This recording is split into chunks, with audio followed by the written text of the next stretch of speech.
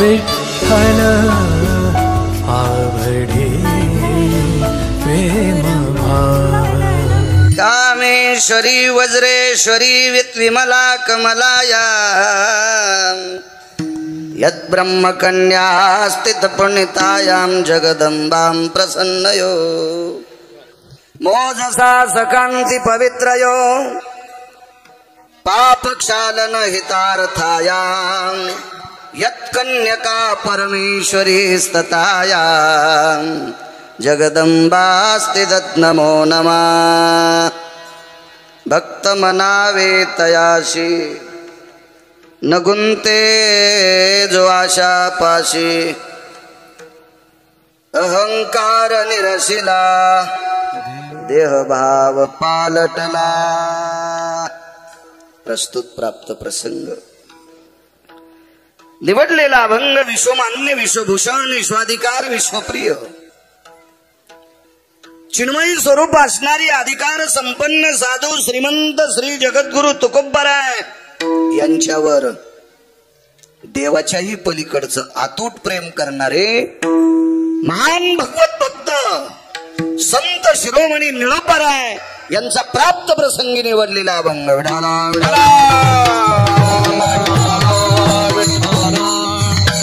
प्राप्त प्रसंगी निवडलेला अभंग माझ्या निळोबरायांचा आहे। ए खेकाना गपचिक बसा ना काय शेपुडे सारखं करता विठाला विठाला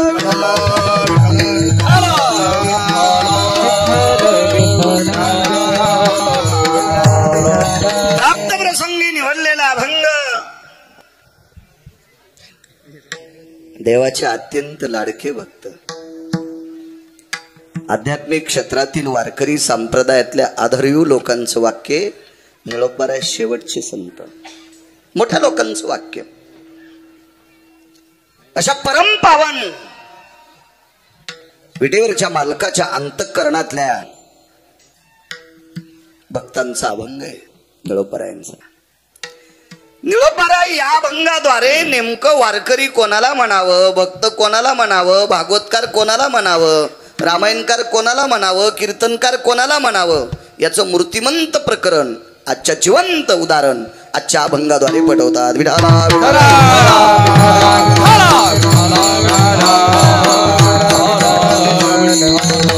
निळोबरायाच्या अभंगातल्या पूर्वार्धात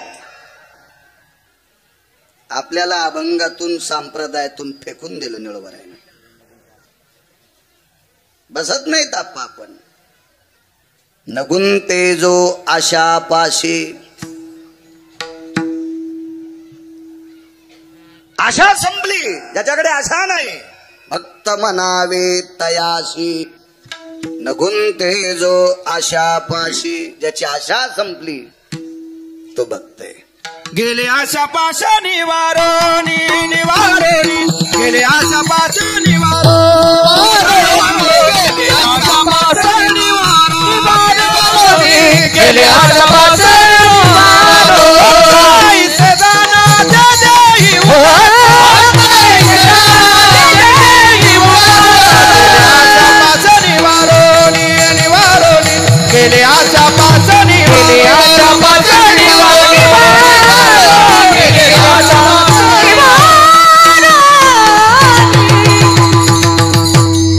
आज दोन दोन वांगीकर म्हणले आपलं काय चलत आहे विठाला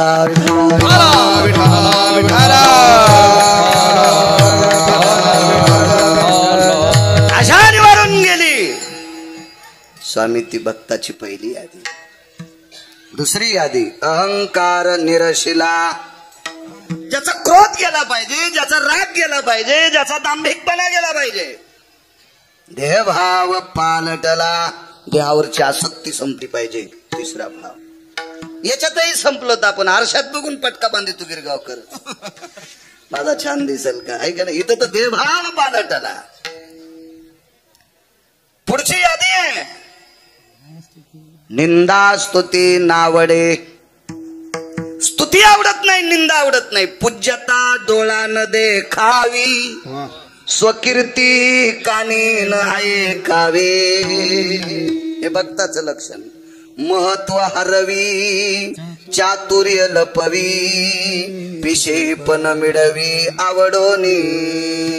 आळंदीतले मालक सांगतात निंदा स्तुती नावडे. आवडतंय काय? पाहता परब्रह्म आवडे. मालकाच्या व्यतिरिक्त जगातलं काहीच आवडत नाही. तू एकाला आवडसे, तू एकाला आवडसी, तू एकाला आवडसी, तू एकाला आवडसी. सर्व संगी विठाला, सर्व संगी विठाला, सर्व संगी विठाला, सर्व संगी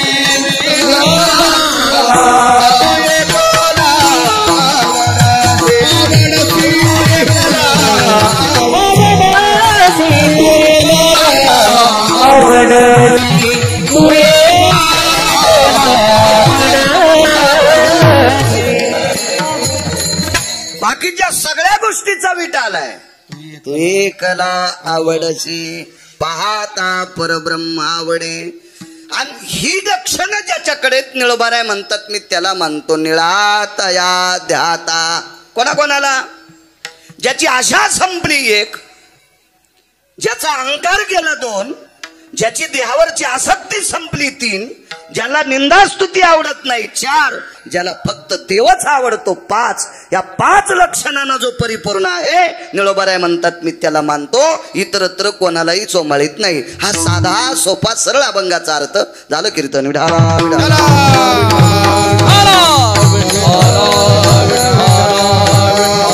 मोठ्या श्रद्धेने, मोठ्या अट्टहासाने, मोठ्या असीम प्रयत्नाने गेल्या 51 वर्षापासनं चालत असलेली सात्विक परंपरा, सदाचारी परंपरा, पावन परंपरा, गोडशी परंपरा 51व्या वर्षात पदार्पण आहे. कल्पना करा 50 वर्षापूर्वी काय परिस्थिती असेल स्वामी. असतील का भरपूर गहू, असतील का भरपूर ज्वारी, असेल का भरपूर बाजरी, काय परिस्थिती असेल. म्हणून त्यावेळेला ही सप्ताह सुरू करणारी माणसं एखाद्या वेळेस गावातली बुजुर्ग माणसं, जुनाट माणसं 4-2 नसतील पण आजही त्यांना ते ज्या अधिष्ठानावर असतील तिथे त्यांना गिरगावकराचा नाक घासून प्रणाम. ही परंपरा चालू करणारी माणसं मोठी असतात. गेल्या 51 वर्षापासनं बाळ साखोरे ग्रामस्थांच्या वतीने चालत असलेली ही ज्ञानाची ड्युटी, हा धर्मदंड, हा धर्मध्वज, ही धर्माची पताका या ठिकाणी रोवलेली आहे. आणि त्या पवित्र परंपरेत माझ्यासारख्या सर्वसामान्य एका छोट्याशा अज्ञानी व्यक्तीला इथे बोलण्याचा योग येतोय. ते माझं महत् भाग्य. माळसादेवी अशा या जगज्जननीचं अधिष्ठान आहे, जगदंबेचं अधिष्ठान आहे, परमपावन जगदंबा. देवी त्याच मानायच्या ज्या देवीला ढवळे लिंब चालत नाहीत, ज्या देवीला कोंबडे बोकडे चालत नाहीत, अशा देवीच्या पुढे आपण डोकं ठेवत जा.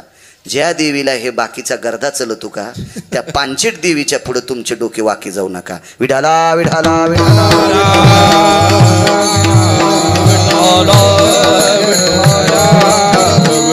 ज्ञानोबाराय तुकोबारायच्या राज्यातली माणसं आहोत आपण फार पवित्र प्रांतातली माणसं आहोत. या प्रांतामध्ये, या महाराष्ट्राच्या मातीमध्ये पंढरपुरातल्या मालकाला आणि काशीतल्या मालकाला कामाला लावणारी संत जन्माला आली. जगाच्या मालकाला या संतांच्या घरचं काम करावं लागतं. इतके अधिकारी संत ज्या प्रांतात जन्माला आली त्या प्रांतातल्या लोकांनी भंगिऱ्या देवायच्या पुढे वाकायचं नाही. विठाला विठाला.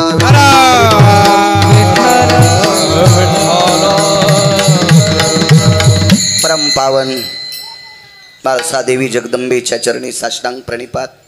शारदीय नवरात्र महोत्सव चालू आहे. हा शारदीय नवरात्र महोत्सव म्हणजे नारी शक्तीचा उत्सव आहे, नारी शक्तीचा जागर आहे, स्त्री शक्तीचा उत्सव आहे. या परमपावन भारत देशात सर्वात मोठी श्रीमंती काय असेल तर या देशाची स्त्री आहे. ज्या घरी कुलस्त्रिया, राज्य, राणी व संपत्ती, या देशाची सर्वात मोठी जर भव्य दिव्य संपत्ती कोणती असेल, सात्विक सदाचारी पुण्यशील संपत्ती कोणती असेल, तर या पवित्र देशाची स्त्री आहे. कारण रयतेचे राजा छत्रपती शिवाजी महाराज याच पवित्र भारत देशातल्या महाराष्ट्राच्या मातीतील एका परमपावन स्त्रीच्या कुशीत त्यांचा जन्म झाला. हा रयतेचा राजा पाचवा राजा आहे, भारत देशाला लाभलेला पाचवा राजा, राजकारणातलं एक नंबरचं तत्व द्वारकाधीश कृष्ण परमात्मा. 2 नंबरचा राजकारणी विदुर काका, मधले सोडून द्या, पाचवे रयतेचे राजा छत्रपती शिवाजी महाराज. या पवित्र देशामध्ये धर्माची अत्यंत बुलंद तोफ महाराणा प्रताप याच भारत देशातल्या पवित्र स्त्रीच्या पोटी जन्माला आले. माऊली महावैष्णव ज्ञानोबराय, तुकोबराय, नामदेवराय, चोखोबराय, नाथबाबा, सावता महाराज, शेना महाराज, रविदास महाराज, कबीर महाराज, मीराबाई, जनाबाई, मुक्ताबाई, सखुबाई, वृत्तीदादा याच पवित्र भारत देशातल्या स्त्रीच्या पोटी जन्माला आले. इतकं परम पावन रत्न. आणि हे 9 दिवस स्त्री शक्तीचा जागर असतो, नारी शक्तीचा उत्सव असतो. म्हणून हिशोबात उपास धरी जा. कारण या भारत देशातल्या पवित्र लोकांची संकल्प आहे, या देशातली स्त्री बलवान असावी, शक्तिशाली असावी, सकुशल असावी. महिना महिना शाबुदाना खाऊन आथरुणाव पडणारी नसावी. आता दसरा झाला की यांचे हेमोग्लोबिन तपासा, 7 वर, 8 वर, 6 वर. सगळ्या बायकांची भरती हॉस्पिटलमध्ये. मालकाने सप्ताहामध्ये 5-10 माणसं घरी जर चहा दूध घ्यायला आणले, दारात मालकाचा बूट वाजल्याबरोबर लागलीच बाईनं अंतरून सावरायचं, या या या चहा करू का दूध करू. नवऱ्याने 10-5 माणसं घरी नेल्या, हे कुठेच इकडे झोपलेली हे गळून गेली. ती म्हणते चहा पाहुण्याला, कारण मला जर सध्या उठता येईन, पाजा तुम्हीच. अशी नवऱ्याची बेइज्जती करणाऱ्या तुम्ही नाहीत. हिशोबात उपासधारी जा. जगदंबेच्या पुढे साष्टांग दंडोत घाला. ती म्हणत नाही माझा उपवास धरा, साबुदाणा खा, शरीर खराब करा, असं जगदंबेनं सांगितलं नाही. जे उपास ज्ञानोबराय, तुकोबरायने सांगितले ते उपास धरायचे. भंगिरेनं सांगितलेले उपास धरू नका, मरून जाता. विठाला विठाला विठाला. शारदीय नवरात्र महोत्सव म्हणजे स्त्री शक्तीचा जागर, नारी शक्तीचा उत्सव. या परम पावन भारत देशातल्या पवित्र नारींच्या चरणी गिरगावकराचा साष्टांग प्रणिपात. तुम्हाला कोटी कोटी शुभेच्छा देतो. मोठ्या श्रद्धेने, मोठ्या आतुरतेने आपला अमूल्य वेळ खर्च करून आलेला श्रोतावर्ग, तुमच्या चरणी साष्टांग प्रणिपात. महाराष्ट्राच्या मातीतील मृदंग क्षेत्रातील भगवान शिवजीनं आरक्षित केलेलं वाद्य, वारकरी संप्रदायामध्ये कुठलं वाद्य असावं म्हणून भगवान शिवशंकर देवादिदेव भगवान पंचाननाने आरक्षित केलेलं वाद्य म्हणजे मृदंग नावाचं वाद्य आहे. आणि या वाद्याची ज्यांच्यावर अतूट कृपा झाली, या महाराष्ट्राच्या मातीतील बुलंद तोप जे भरतजी महाराज पठाडे आहेत, त्यांनाही प्रणाम. वारकरी संप्रदायात नाविन्यपूर्ण गोड अशा सुंदरशा चाली, गोडसा व्यासंग आहे, नित्यनेम असे आदरणीय मच्छिंद्रनाथ आप्पा वांगीकर, त्यांना सुद्धा मनपूर्वक प्रणाम करतो. तसेच उत्तरेश्वर बापू वांगीकर, त्यांनाही मनपूर्वक प्रणाम करतो. आमचे आदरणीय सदानंद गुरुजी, गोड गोड ज्यांचा आवाजावर प्रभुत्व आहे. आणि आमच्यात मी जिथे राहतो तिथले आमचे सोपान महाराज, त्यांचा आवाज अत्यंत गोड मार्मिक आहे, त्यांना सुद्धा प्रणाम करतो. बाजूचे आदरणीय हरिभक्तीपरायण उद्धव महाराज, त्यांना सुद्धा प्रणाम. तुम्ही बेलूकर, चाकूरकर, तुम्हालाही प्रणाम. आदरणीय स्वामीजी, या परिसरातला अत्यंत मार्मिक, तात्विक, जुनाट, पारमार्थिक क्षेत्रातलं रत्न जुन्या लोकांना मानावं लागत असतं. कारण सांगू का, जी माणसं मोठ्यांना मानतात तीच माणसं मोठी होत असतात. आणि जी माणसं मोठ्यांना झिरकाडतात ती हरामखोर पोत्र्याच्या पण लायकीची राहत नाहीत. विठाला विठाला.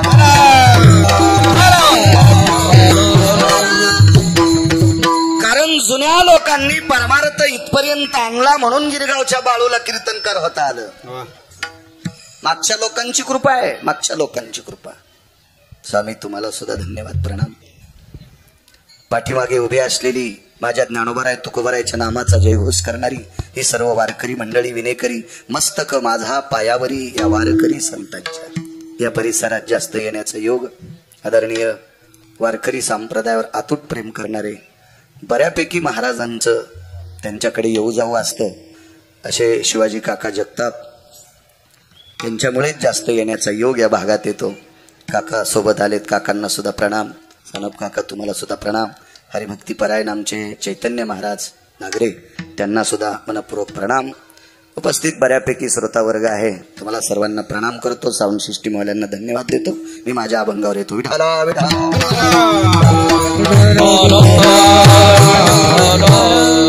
भक्त म्हणावे तयाशी न गुंते जो आशा पाशी.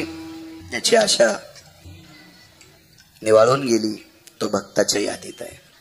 श्रुतीशास्त्राचा एक सिद्धांत आहे, आशा ज्याच्याकडे काहीच नाही त्याला प्रेत म्हणतात. ज्याची आशा सगळी संपली का त्याला प्रेत म्हणतात. आशा जर कायमची संपली तर गिरगावच्या बाळूला गिरगाव दिसणारच नाही ना, तो प्रेताच्या यादीत आहे. आणि ज्याच्याकडे आशा जास्त आहे आप्पा त्याला गाढव म्हणतात. आशेचे बांधले आशेचे बांधले तुका म्हणे वाया गेले तुका म्हणे वाया गेले तुका म्हणे वाया गेले तुका म्हणे वाया गेले तुका म्हणे वाया गेले तुका म्हणे वाया गेले तुका म्हणे वाया गेले तुका म्हणे वाया गेले बांधले तुका म्हणे वाया गेले आशेचे बांधले तुका म्हणे वाया गेले तुका म्हणे वाया गेले तुका म्हणे वाया गेले. जेवणात लोणचं जितकं असतं का तितकी आशा संप्रदायात मान्य करते. लोणचं इतकी वर्ण इतकी नाही. लोणचं थोडस वापरत असते तेवढी आशा ठीक आहे. नियम नाही त्याला कुत्र म्हणले. नित्य नेमावीन अन्न खाय श्वान नियम नाही त्याला कुत्र म्हणले ना. अति नियम ज्याच्याकडे त्याला गाढव म्हणले. मधल्या चौकटीत चलतो तोच परमार्थिक आहे. पंढरपुरातले मालक सख्या बहिणीकडे गेले. असावी आशा, असावी असावी. ज्याला आशा नाही त्याला प्रेत म्हणतात. प्रेतास्तितम येऊन यत सर्वान कर्मानाम विशुद्धो भय व्याप्तियाम नैराशस्ततेवच. त्याला पोळीलं काय, जाळलं काय, गाडलं काय, कापलं काय, फेकून दिलं काय, वड्याला फेकलं काय, गंगेत टाकलं काय, काय कळतं प्रेताला? काही कळत नाही त्याला. आशा असा मोजकी लोणचा इतकी. जगाचे मालक बहिणीकडे गेले आणि सांगितलं, ताई मला भूक लागली ग. ताई साहेब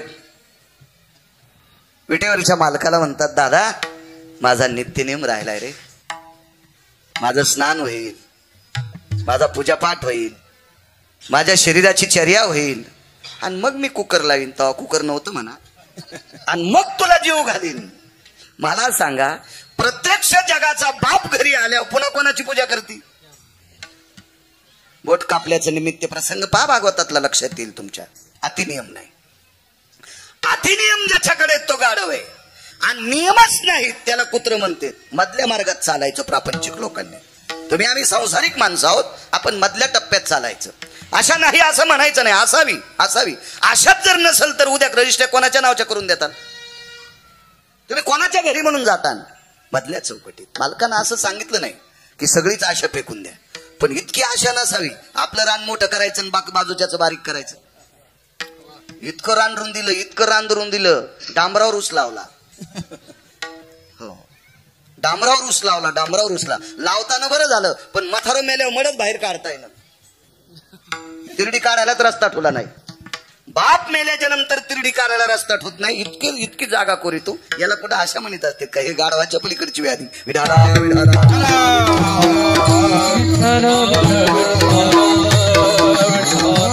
निळोबारायला एका तात्विक व्यक्तीने प्रश्न केला. एक दोन मुद्दे मानतो तुम्हाला. निळोबाराय ज्यांना मानतात त्यांचे मुद्दे तुमच्यापुढे मानतो की निळोबारायला कोण आवडतात. निळोबारायला सात्विक तात्विक सदाचारी पुण्यशील काही लोकांचे प्रश्न होते आणि काही चारवाकांचे सुद्धा प्रश्न होते. चारवाक कोणाला म्हणायचं? जन्माला आपल्याला आपल्यात येतात, आपल्या सोबत राहतात, आपल्या सोबत मोठे होतात, आपल्या सोबत जेवतात, खातात, फिरतात आणि आपलीच वाभारे काढतात, यांना चारवाक म्हणतात.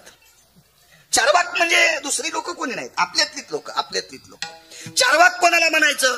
ज्या तोंडानं स्तुती करते, जेने मुखी स्तावी त्याची निंदे पाठी लावी, आईची अधमाची आती, आईची अधमाची आती. जेने मुखी स्तावी त्याची निंदे पाठी लावी, आईची अधमाची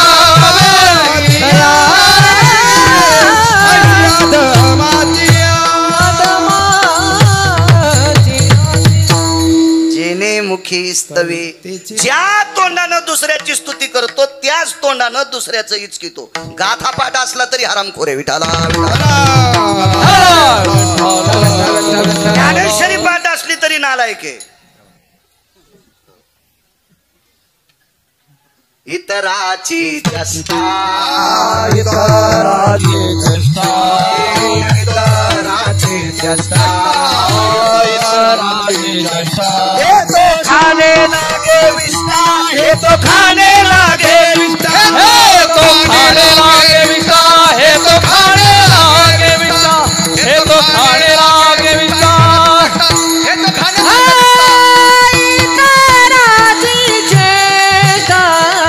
हे तो खाने लागे विष्टा, हे तो खाने लागे विष्टा, हे तो खाने लागे विष्टा. हे तो खाने लागे विष्टा, हे तो खाने लागे विष्टा, हे तो खाने लागे विष्टा. इतराची चेष्टा, हे तो खाने लागे विष्टा. विष्टा कळती ना, खाली येऊन कशाला सांगू जास्त. घाण खाल्ले इतकं पाप लागतंय, घाण खाल्ले इतकं पाप. याला चारवाक म्हणायचं. चारवाक. ममत्वान महत्वेशिम श्रेष्ठत्वा जायते, आपाम कनिष्ठ भवेषु रांढेषु तेषु पापः. हे सगळे पुरावे कशातले सांगायला गुत घेतलं का मी? एक भाडवा मला भेटलाय कशातले लिहिले. म्हणलं सुमळे तो थुत्तर पुरत नाही ना, तू खालचं खात जाय. शेपुडीनं खालचं खावा, उठाने वरचं खावा. तो कशाला उठाच्या नादी लागतो? विठाला विठाला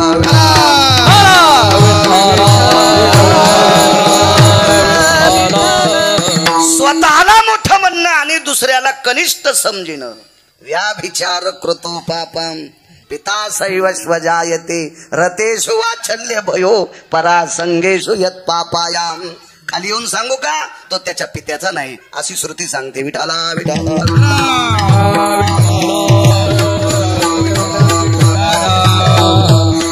अशा चारवाकांनी सुद्धा प्रश्न केला की आशा संपलेली तुम्हाला आवडतात असे तुम्हाला पाहायला भेटले का? आणि सात्विकांचा सुद्धा प्रश्न.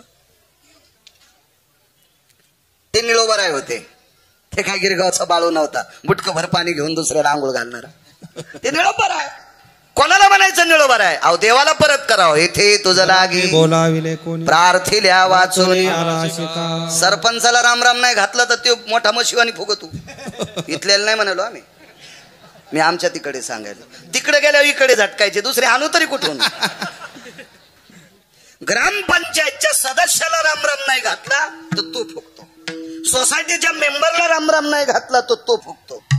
हे सगळे कोण्या दिवशी बटन दाबून मारायचे ज्याच्या हातात, ते त्याला जगाचा बाप म्हणतात. आणि त्याला सरळ सरळ येऊ नको म्हणणं किती राग येईल. पण नाही आला, कारण हे तत्वानं वागणारी लोक होती. ही ज्यांच्यात धमक आहे ते निळोबर आहे. हे चारवाकाला याला भेणारी व्यक्ती थोडीच ती. परत त्याला पाकिटाचा संबंध नव्हता ना, त्याच्यामुळे भीती नव्हती. यजमान नाराज होईल का, आपल्याला जाताना चाक आणील का, याची भीती तुम्हाला आम्हाला. त्याला काही गरजच नव्हती ना, त्याच्याकरता ती भीत नव्हती. निर्भीड माणसं होते. चारवाकालाही समाधान होईल आणि सात्विकाचं समाधान होईल असं उत्तर दिलं की मला ज्याची आशा संपली ती माणसं आवडतात. त्रेतायुगात पंढरपुरातल्या मालकाने एका मुलाचा बाप मारला. त्रेतायुगामध्ये पंढरपुरातल्या मालकाने एका सात्विक सदाचारी पुण्यशील मुलाचे वडील मारले. बाप वडील एकच ना, बोलण्याची भाषा वेगळी. वडील मारले. आई हुशार होती. आईनं सांगितलं, बाळा, पंढरपुरातल्या मालकाने जरी माझ्या कपाळावरचं कुंकू पुसला असेल, म्हणजे तुझ्या बाबाला जरी मारला असेल, पण लक्षात ठेव, झेंडा त्याचाच धर. बरं, तू झेंडा त्याचाच धर. याला म्हणायचं आई सात्विक, याला म्हणायचं आई सदाचारी, याला म्हणायचं आई पुण्यशील. ती या भारत देशातली स्त्री होती. ती किती मोठ्या आहात माझ्या माइंडनं तुम्ही, इतक्या मोठ्या आहात. त्या मुलाला भरत सांगणारी बरीच लोक होती. त्याला कमी लोकांना सांगितलं नसेल, आप्पा तू विटेवरच्या मालकाचा झेंडा धरू नको, असे बरेच लोक म्हणले असतील. बरेच जण म्हणले, तुझ्या बापाला ज्यानं मारलंय त्याचं तू काय भजन करतोस, अशी सांगणारी लोक होती. पण त्याचा विश्वास त्याच्या आईवर होता. भक्त म्हणावे त्याशी याच्यावर बोलतो, कोणाला भक्त म्हणायचंय? आणि आईच्या विश्वासावर ठाम राहिलेला पुत्र त्याच मालकाचा झेंडा धरला. कालांतराने पंढरपुरातल्या मालकाने त्याच्या युद्धातला सेनापती केलं. त्याला त्याचं नाव आहे नामनिष्ठ अंगद, धर्मनिष्ठ अंगद, वारकरी अंगद. अंगदाला सेनापती पद देऊन टाकलं. वेगात सांगतो, भक्त म्हणावे तयाशी. सुवेळेच्या ठिकाणी पंढरपुरातले मालक म्हणजे प्रभू रामचंद्र सुवेळेच्या ठिकाणी 18 पद्म, वानर, 72 कोटी रीत, 56 कोटी गोलांगुल हे सगळे घेऊन तिथं पोहोचले. उद्या युद्धाला 1-2 दिवसाला सुरुवात होणार आहे. चर्चा विनिमय झाला, मीटिंग लावली. त्या बैठकीमध्ये मारुतीरायाला आमंत्रित केलं.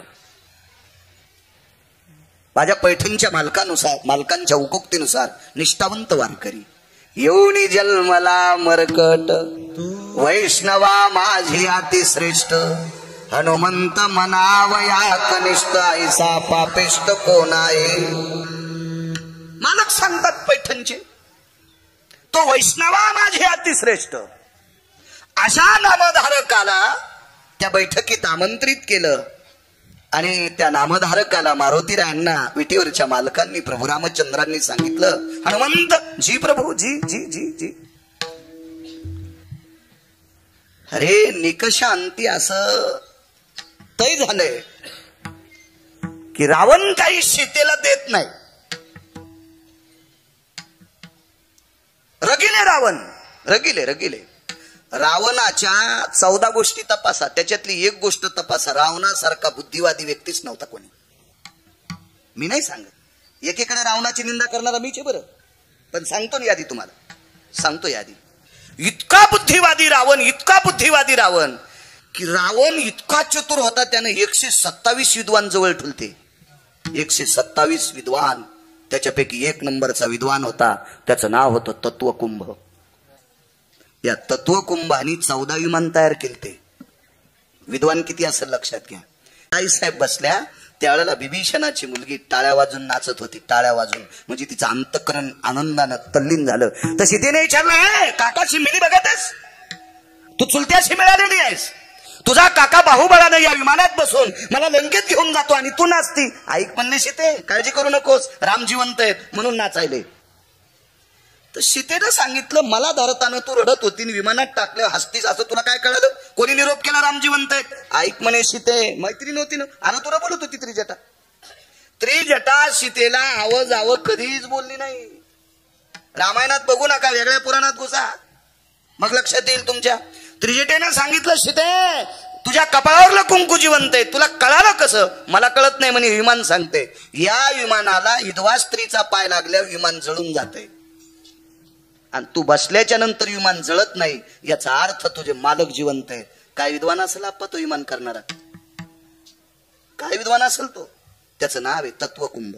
तेव्हा अर्थशास्त्रात एक नियम होता, ज्याला मोठं व्हायचं का त्यानं चांगल्याला आपल्याकडे बोलवा. आणि चांगले जर आपली लायकी नसल्यामुळे आपल्याकडे येत नसतील तर आपण चांगल्याकडे जा. रावणाची लायकी होती याच्याकरता त्यानं चांगली आणली, आपली लायकी नाही ना एवढी लोक आपल्याकडे बोलवायची, आपण त्यांच्याकडे जा, मोठं झाल्याशिवाय राहतच नाही. पण आपलं नेमकं कसं होतं माहितीये का, कुत्र्याला नाद असतो हातीला भोकायचा, कुत्र्याला नादच असतो हत्तीला भोकायचा, पण कुत्रे कधीच डसत नाहीत, कुत्रे बी हुशार असतात. हत्तीला डसलं की आपण बोचरे होत होतो. हत्तीची त्वचाची इतकी स्वामी कठीण असती, कुत्रं डसलं की त्याच्या त्वचेत घुसलेले दात पुन्हा वापस येतच नाही, कुत्र बोचरच होत. भुंकोनिया श्वान लागे हत्ती पाठी, भुंकोनिया श्वान लागे हत्ती पाठी, गोवनी हिमपोते दुःख पावे, दुःख पावे, गोवनी हिमपोते दुःख पावे. भुंकोनिया श्वान लागे हत्ती पाठी, भुंकोनिया श्वान लागे हत्ती पाठी, गोवनी हिमपोते दुःख पावे, दुःख पावे.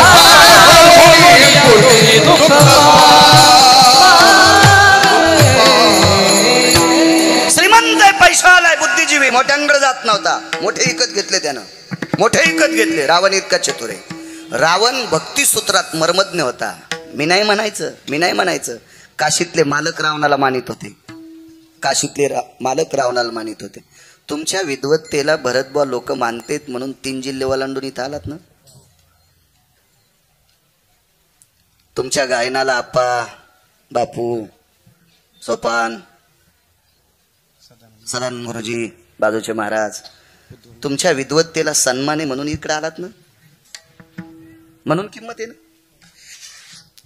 एरवी कोण किंमत दिली असती, ही झाला आपला प्रश्न.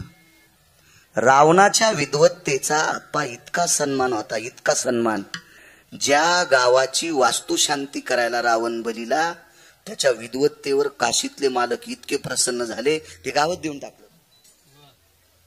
वास्तूच्या पूजेला बलील तर रावण, वास्तूच्या पूजेला, आणि मंत्र आवडले, त्याचे मंत्र आवडले. काय मंत्र असते, याला क्षमदभयोस्थित मिमग्रतोजन्याय या सर्वं वास्तु पुरुषां दोषानि वर्णितार्थायं मम ग्रहे चिरकाल यत् संरक्षिता अप्राप्तो प्राप्त रमाधिष्ठितं यत् लोकत्रय भूषित पुण्य पुण्यकालाय मार्थेषु संपन्ने राजाश्रय मंडितां पूर्णकीर्तियो यज्जायते ध्वज सर्वास्थितयं लहरश्यापं पतिर्निरायं यच्चायते कृतियाय नैवं गिरगावकर लिखितम्. या सगळ्या गोष्टी या लंकेत समर्पित व्हावा. आणि आईसाहेब म्हणलं इतका चांगला ब्राह्मण भेटलाय, देऊन टाका त्याला. बुद्धिवान कमी असेल रावण, एवढी बुद्धी रावणाची तल्लक. बऱ्यापैकी गोष्टी आहेत रावणाच्या, पण वारकरी संप्रदायानं रावण बेदखल केला फक्त एकाच गोष्टीमुळे. या पवित्र देशातल्या श्रीमंतीकडे त्यानं वक्रदृष्टीनं पाहिलं. ती या देशातली स्त्री आहे.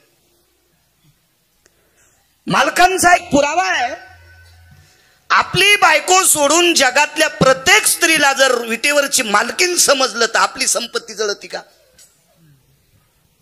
परावी अनारी रखुमाई समान, परावी अनारी रखुमाई समान, मानलिया धन काय वेचे, मानलिया धन काय वेचे. परावी अनारी रखुमाई समान, परावी अनारी रखुमाई समान, मानलिया धन काय वेचे, मानलिया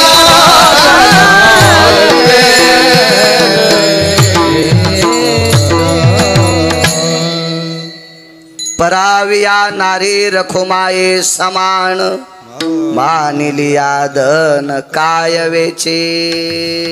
आणि या परीक्षेत रावण नापास झाला. बाकी रावणाची एकही परीक्षा कोणी तपासायचीच नाही, इतकं रावण श्रेष्ठ. हरी तो रावण त्याला शिष्टाई करता पंढरपुरातल्या मालकाने अंगदाला पाठविलत. अंगद परत आले, देवाला सांगितलं, तो ऐकत नाही. म्हणून विटेवरच्या मालकानं मीटिंग घेतली आणि मारुतीरायाला सांगितलं, तो बेटा सीता देत नाही आणि सीता नेल्याशिवाय मी राहत नाही. सीता नेल्याशिवाय मी राहत नाही. आणि तो देत नाही याचा अर्थ तो मरेपर्यंत सीता देणार नाही. आणि विटेवरचे मालक म्हणले बेट्याला मारीन पण सीता नेईनच, त्याला मी मारीन पण सीता घेऊन जाईल.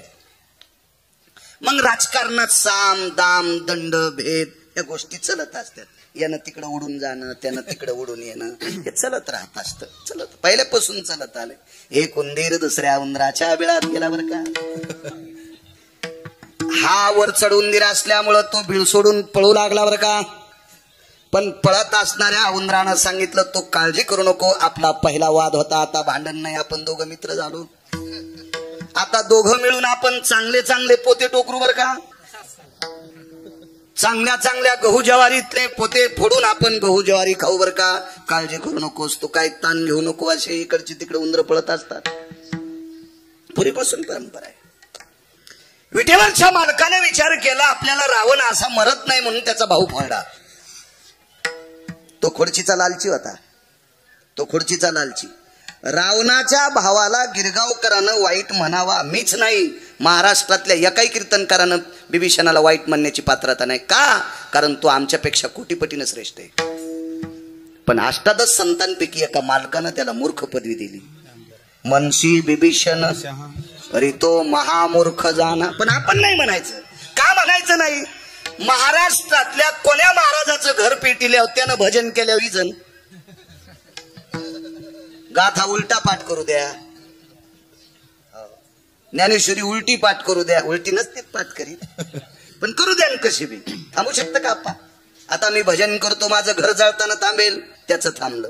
तुका म्हणे आगणी झाला से शीतळ, प्रतापे सबळ नामाची. देहूतले मालक म्हणतात अख्खी लंका जळाली पण बिभीषणानं घर जळू दिलं नाही. प्रतापे सबळ नामाची. हा झाला मालकांचा पुरावा. शपक पण पुरावा आहे. काही शपक पुरावे पण चांगले, गाण्यापेक्षा बरे आहेत ना. परवाला उत्तरेश्वर बापून वैकुंठवासी नामनिष्ठ धर्मभास्कर वक्ते बाबा पितृ पंधरवाड्यात अभंग घ्यायचे. आणि तू प्रमाण म्हणलं, तू का म्हणे पितृ आशीर्वाद. तो एक जण म्हणला हे शपक आहे. अरे तू मलंग भाईवानी कपडे घालीतून तू काय लायकी आहे शपक म्हणायची. मलंग भाई आमची इथं तेल इकायला येत होतं, मुसलमान होतं मलंग भाई. तेल इकायला म्हणलं कपडे कसे असतील. आणि अशा मलंग भाईवानी कपडे घालीतून ते यायचं इचकू लागला. नाही मुकाट्या बस. दुसऱ्याचं जास्त इचकिणाऱ्याला बायकोच्या साड्या धुवाची वेळ येत असती.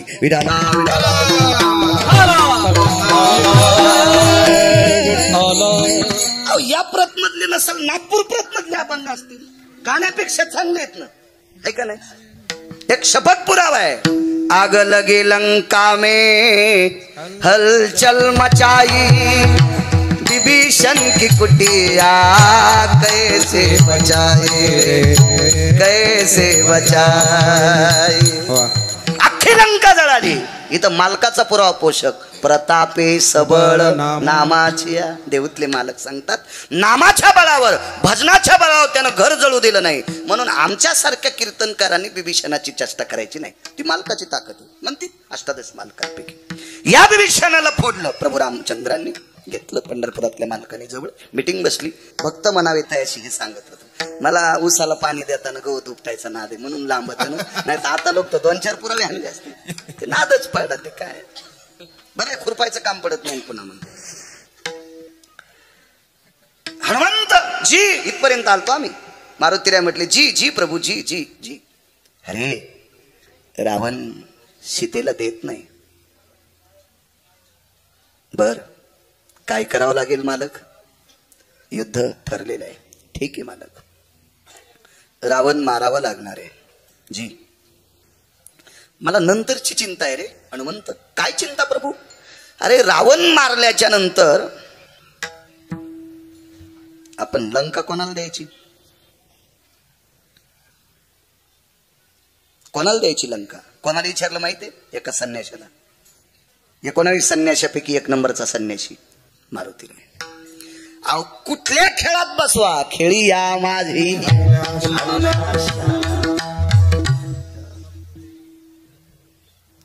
अहो एका बाईनं अमृताचा साठा केलता. तिने सूर्याकडे अशी बोट वाजून चुटकी वाजली. हे तेजो कांती भास्करा ललाटम प्रपटले भय सौभाग्य प्रदायिनी अर्जितम कुंकुमम ललाटस्तते वचम यत्तेजो भय कांती सौभाग्य प्रदायिनी. जोपर्यंत तुझा प्रकाश आहे तोपर्यंत हिच्या कपाळावरचं कुंकू कोणी पुसणार नाही. अमृत होतं तिच्याजवळ. ती चंद्रसेना नाव आहे. तिचं नाव चंद्रसेना. कोणाला म्हणायचं संन्यासी? मालकावर अतूट प्रेम करणाऱ्या बाईच्या दारात मारुतीराय लोळत होते. जिने तेज कांती प्रसन्न केला त्या चरणावरी लोळला संचय केला सेना मनती तिला. पियुष म्हणजे अमृत. नवऱ्याची सेवा करणाऱ्या बाईच्या पायाखालची माती आपल्या अंगाला लागावा इतकी पतिव्रता स्त्री श्रेष्ठ असते. महाराजाला काजू टाकून दूध देते आणि नवऱ्याला टायमाला भाकरी देत नाही अशी बाई ज्या भागात आहे त्या भागात पाऊस कमी पडतो. आणि वालीचा पुत्र माझा झेंडा धरतोय. माझ्या पक्षाचा सेनापती आहे. वालीला बोलवता का? म्हणले बोलून आणतो मी. पण कशा करता? काही नाही म्हणले. रावण मारल्याच्या नंतर लंका आपण वालीला देऊ. बिभीषण हे नंतरचं पान आहे. नंतरचं आपण अंगदाला देऊन टाकू. तर मारुतीरायानं सांगितलं प्रभू सेवके करावे सांगितले काम या न्यायानं मी भक्त म्हणावे तयाच्या. मी जातो अंगदाला बोलायला पण अंगद लंका स्वीकारणार नाही. अगोदर लक्ष्मणजी थोडेसे तापले. लक्ष्मण तापणं स्वाभाविक आहे ना, कारण तो अवतारच त्यांचा होता ना. स्वभाव असतो. लक्ष्मण अवतार शेषाचा होता. तुम्ही दाबण्यासारखा सर्प असला त्याला असं काढी न करा. झोंबे खवाळीला तात्काळ तो झोंबे खवाळीला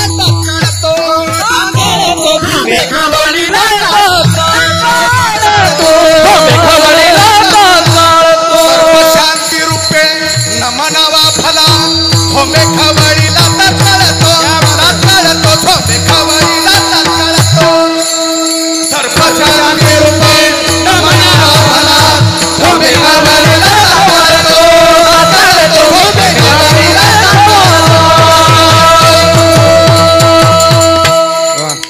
आमच्याकडे मोतीराम महाराज, रंगनाथ गुरुजी, मारोतराव महाराज यांच्यानंतर वैकुंठवासी नथुराम बाबा केळकर झाले आपल्याकडे. आणि नथुराम बाबा केळकर म्हणायचे असं प्रमाण दिलं की कोटीची नोट. दाबण्यासारखा सर्प जरी असलं तरी थुत्तरवरी करीतो म्हणून शेप टिकून मारित नाही. कोणी कोण हाणते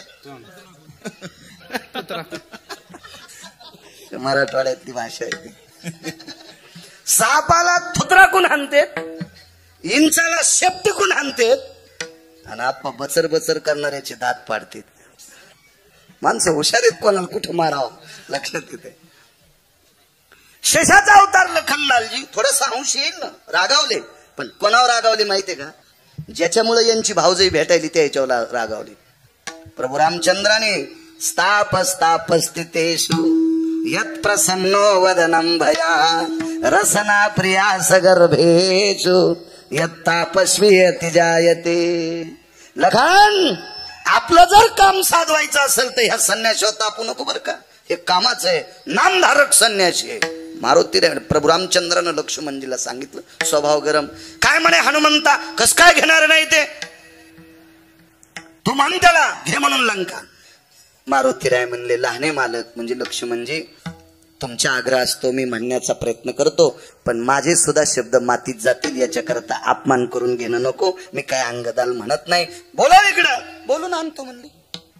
अंगदाल सांगितलं अंगदा मालकांनी लहान्या मालकांनी मोठ्या मालकांनी तुला बोलवलंय. तुम्ही चला ना. नाही म्हणे तूच जाय बाबा मला कशाला. मी संन्यासी माणूस मागणं पुढं फुफुटा उड.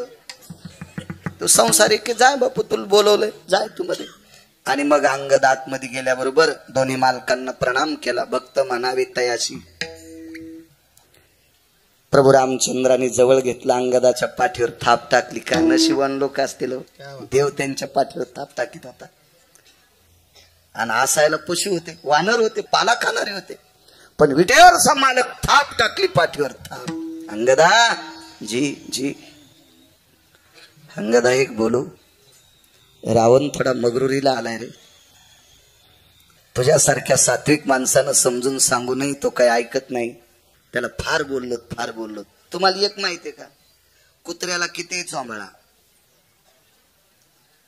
एका माणसानं कुत्र्याचा गुण बदलण्यासाठी सोन्याची पालखी तयार केली. सोन्याची बिके बैसवी त्याचे भुंकाने नराहे उगले, त्याचे भुंकाने नराहे उगले, त्याचे भुंकाने नराहे सोन्याची बिके बैसवी त्याचे भुंकाने नराहे उगले, त्याचे भुंकाने नराहे उगले, त्याचे भुंकाने नराहे उगले.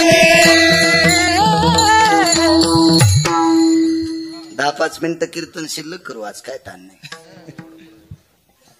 सोन्याच्या पालखीत कुत्र बसिलं त्याची दुर्गुण जावा.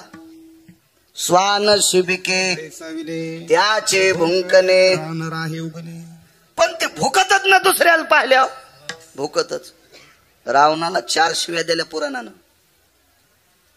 सुनिश्चयवस्ते यत्लंकेशायाम एकम आनदम सुनियायाम दशेश्वाननायाम स्वानस्तते यक्रियो. जाबालीचा पुरावा आहे रामायणात ना काहीच. खूप रामायण पाहिलं पुन्हा म्हणतात गिरगावकरांनी कशातलं सांगितलं, उसातलं. दुसरं पुराण बघायचं. खूप पुराण आहेत, खूप पुराण आहेत. हे 10 तोंडाचं स्वान आहे ते, चबर बोलते, ऐकत नाही. मग त्याला मारावं लागेल. मी तर त्या दिवशीच मारित होतो प्रभू, पण मला तुमचा आदेश नसल्यामुळं मी इतक्या रागात आलो की त्याचा मंडप 80,000 खांबाचा खांद्याला चिटकून आलता. अंगदाच्या 80,000 खांबाचा मंडप खांद्याला चिटकून आला. पुन्हा जागच्या जागेवर ठेवून द्या, कारण मालक म्हणले आपण चांगल्या माणसाला देणार आहे, त्याला राज्याला मंडप असावं का नाही, उघडं कसं द्यायचंय. काय चाणक्ष असेल तो अंगद. आणि अंगदा तो रावण मारल्याच्या नंतर लंका तुला द्यायची. हा शब्द प्रभू रामचंद्राच्या तोंडातून ऐकल्याबरोबर अंगदाचे डोळे रडत नव्हते, अंगदाचं अंतःकरण रडत होतं. लक्ष्मणजी जवळ न येता लांबून शब्द फेक केला, हे अंगदा 7 कोटी घर सोन्याचे आहेत, त्या ठिकाणचे दगड सुद्धा परीस आहेत, पाषाण परीस. अख्खी जमीन सोन्याची आहे, जाबुनंद नावाच्या सोन्याची आहे. तुझे अश्रू आनंदाचे का दुःखाचे? शेषन प्रश्न केला स्वामी. भक्त म्हणावे तयाशी सांगतो, अंगदा एवढी मोठी सोन्याची लंका मालक तुला देव करतात आणि तू रडतोस, तुझं अंतःकरण रडतंय. अश्रू आनंदाचे का दुःखाचे? त्यानं सांगितलं दुःखाचे अश्रू आहेत. आनंदाश्रू 2 असतात, आनंदाश्रू आणि दुःखाश्रू 2 अश्रू असतात. लोकांच्या शेतात काम करणाऱ्याचं पोरग जिल्ह्यात पहिलं आलं आणि माईच्या कानावर वार्ता गेली, रडू लागली. शेजारने विचारलं, माय रडती का? मी लोकांच्या शेतात काम करते, व्यवस्थित दप्तर नाही, चांगल्या वया नाहीत, नवे पुस्तकं नाहीत, कोणाकडे ट्युशन नाही, क्लास नाहीत, काही नाहीत, तरी जिल्ह्यात माझं पोरग पहिलं आलं. काय त्यानं माझी मान उंच केली, माय रडते. याला आनंदाश्रू म्हणतात, आनंदाश्रू. तर लक्ष्मणजीने विचारलं, एवढी लंका तुला प्रदान केल्याच्या नंतर तू रडतोस, यारती आनंदाचे अश्रू आहेत का दुःखाचे अश्रू? दुःखाचे आहेत. कशा करता दुःख झालं तुला? लहाने मालक, सोन्याची लंका घेण्यासाठी मी मालकाचं भजन करत नाही. सोन्याची लंका घेण्यासाठी मी मालकाचं भजन करत नाही. मी स्वार्थी नाही, माझी आशा संपलेली आहे लहाने मालक. तरी पण लक्ष्मणजीला थोडासा ताव आला, तापले लक्ष्मणजी. येतो एखाद्या वेळेस राग माणसाला. मोठ्या मालकाने लक्ष्मणाची मांडी दाबली. लखन, अरे शांत, कसा शांत बसू दादा? एवढी मोठी सोन्याची लंका आपण त्याला देऊ इच्छितो. रावण मेल्याशिवाय लंका घेता येते का? रावण मारणं इतकं सोपं आहे का? आणि त्याला मारून आपण सोन्याची लंका देतो आणि तरी म्हणतो ह्या रडतोय, मला दुःख वाटतंय, मला आवडत नाही. नेमकं काय? शेवटी अंगद होता. खरं काम करणारी माणसं कोणाचं ऐकून घेत नाही. भय काय त्याच्या, ज्याची खरी सेवा. त्याला काय भीती वाटते? काय भीती नाही. अंगदानं सांगितलं, मालक एक लक्षात घ्या, रावणाला मारल्याच्या नंतर मला लंका देताल. उद्याला मारुतीरायाच्या कृपेने बिभीषण बी तुमच्यात पक्षात येणार आहे. वार्ता कळाली ना? बिभीषण मारुतीरायाला भेटला होता. आणि बिभीषणानं सांगितलं मला दर्शन घेताना माझ्या दादानं लात मारली, माझा मुकुट कोलमडून खाली पडलाय, मला त्या भावाकडे थांबायचं नाही, मला प्रभू रामचंद्राकडे यायचं, काय करावं लागेल? मारुतीरायाने सांगितलं फक्त पाय धरायचे, काम सांगेल. तर अंगदानं सांगितलं मालक उद्या रावणाचा भाऊ तुमच्या दर्शनाकरता पहाटे ब्राह्मी मुहूर्तावर येणार आहे, त्याला घेऊन येण्यासाठी मारुतीराय सोबत आहेत. आता लंका कोणाला द्यायची? नाही, लंका तुलाच देऊ ना. आणि बिभीषण पायाच पडत त्याला अयोध्या देऊ. बिभीषण जर पायाच पडला ना तर त्याला अयोध्या देऊन टाकू ना, पण लंका तुलाच देऊ. तरी अंगद म्हणले लंका मी सुतळीचा तोडा सुद्धा घेणार नाही. आता लखनलाल तापले. भक्त म्हणावे तयाशी आहे. आता लखनलालजी तापले. काय रे म्हणे अंगदा वेडपट सारखं बोलतो, तुला काय चिल्लर वाटायलेत राम? रावण मारणं काय साधं? तुला एखादा दगड फेकून एखादा पक्षी मारल्यासारखं वाटतं रावण? अरे कोण रावण आहे माहिती आहे तुला?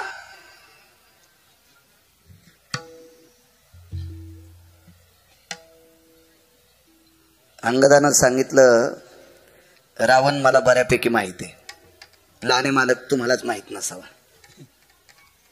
पण अंधारात बोलले बरं का अंगद, लोकात नाही बोलले. अंधारात बोलल्यामुळं जरसा काही राग नाही आला. बायकोनं मालकाचं चुकलं तर दार लावून आतमध्ये म्हणायचं अहो असं नसतंय बाई, तुम्ही काहून असं करता, असं नका वागू, आपली मुलगी लग्नाला आली, आपला मुलगा नाशिकला शिकायला आहे, तुम्ही असं बुटा हरपून येत जाऊ नका. असं कुठं म्हणायचं? घरात. पण ह्या येडेवानी करता अक्कल गहाण थोडी का काय? बुटाडे हरपून येतात, लोकांच्या बाया ऐकत ढोसून येतात. लोक काय होतं लोकांना जे गिन्नी केलेलं? शहाण्या बाईनं आपली प्रतिष्ठा आपल्या घरात झाकावा, तिला पतिव्रता म्हणतात. आपलं वाण उघड करत नाही तिला पतिव्रता म्हणतात, आणि आपलं वाण दुसऱ्याच्या दारात नेऊन सांगती तिला अवदासा म्हणतात. 7-8 जणी नवऱ्याला नीट बोलत नाहीत. तुम्ही उभ्या राहा पटकन, लवकर उभ्या राहा, लवकर माग बघूत नका तुम्हीच. पटकन मी नाव घेई ना, उभ्या राहा पटकन, उभ्या राहा. हे माग काय बघायची बाई, उभी राहा. राहू द्या, सप्ताह होऊ द्यायची नाही पुन्हा. एवढ्या वेळेस माफ करतो. त्याला वाटलं खरंच कळत का नाही. विडाला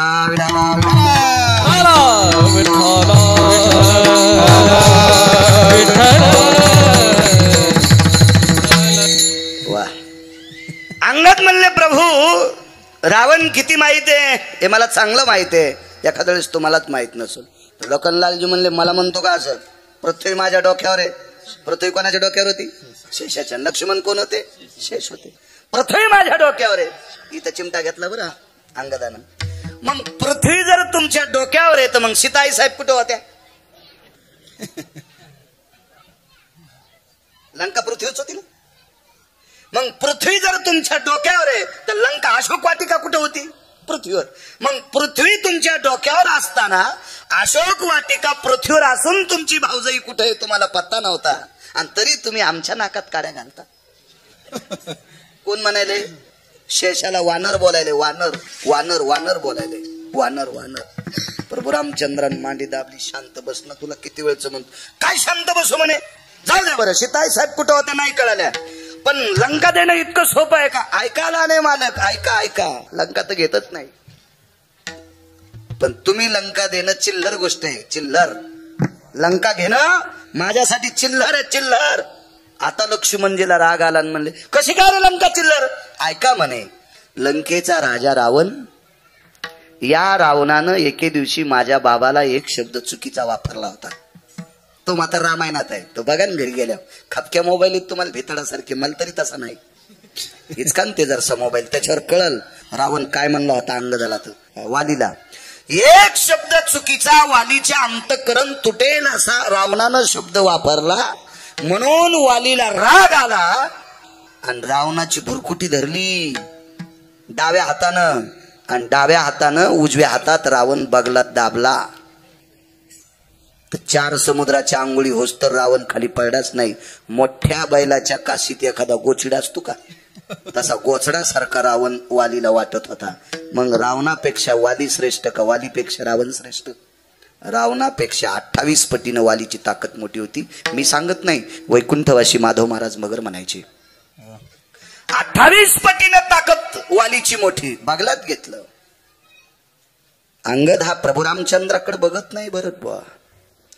अंगद पाहत होता स्वामी लखनलालजीकडे लहाने मालक लंकेचा राजा रावण जर माझ्या बाबाच्या बगलात होता आणि माझ्या बाबाचा जर लंकेवर डोळा असता दुसऱ्याच्या धनावर डोळा असता तर टमाट दाबल्यासारखा रावण बगलात चुरा केला असता. कोणी? वालीनं. मग लंका कोणाला भेटली असती? वालीला. माझे बाबा गेल्यावर कोणाला? लखनलालजी म्हणले तुला.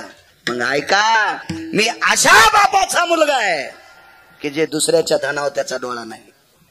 मी अशा पित्याचा मुलगा आहे की ज्याचा दुसऱ्याच्या धनावर डोळा नाही. आणि भजन मालकाचं करावं आणि लंका स्वीकारावी. मी तो अंगद नाही. हा प्रसंग सांगत असताना निळोबरायचं अंतःकरण असं तर पुलकित होत होतं. आणि निळोबराय चारवाकाला आणि श्रुतीशास्त्राला सांगतात या संप्रदायामध्ये विटेवरच्या मालकाचं भजन करणारे लंकेला लाथ आणणारी माणसं अंगद आहेत. मला ती भक्त आवडतात. म्हणून पहिलं भक्त मना भेटयासी भक्त मना भेटयासी भक्त मना भेटयासी भक्त मना भेटयासी भक्त मना भेटयासी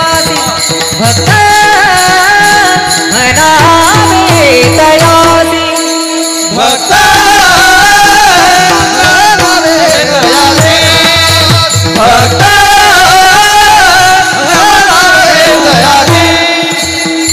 न गुंते जो आशा पासी न गुंते जो आशा पासी न गुंते जो आशा पासी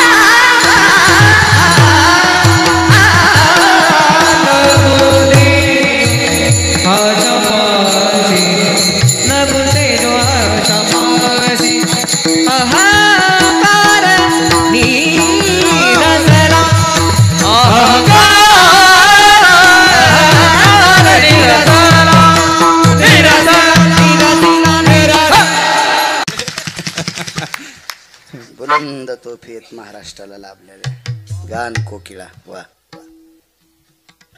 नाही स्वीकारली अंगदानं लंका. भक्त म्हणावे तयाची